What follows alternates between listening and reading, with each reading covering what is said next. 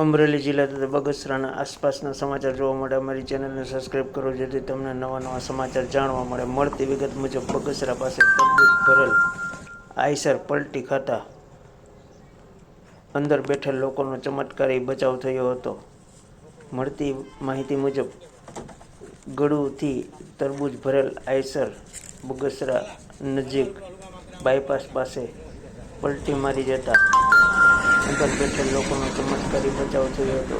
આ ગાડી બાબરા તરબૂચ લઈને ઠલાવવા માટે જતી હોય ત્યારે રસ્તામાં જ આ અચાનક રોજડું આડું પડતા આ આઈસર એ ગોથું ખાધું હતું, જેમાં બેઠેલ લોકોને કોઈ ઈજા થયેલ નથી અને ચમત્કારી બચાવ થયો હતો. શું કહેશો, કઈ રીતે ગાડી પલટી મારી, શું હતું? ગાડું આવતા હતા બાબરા આ બાજુ આવ્યા ને રોજડું આડું પડ્યું ને પલટી ગાડી ખાઈ ગઈ.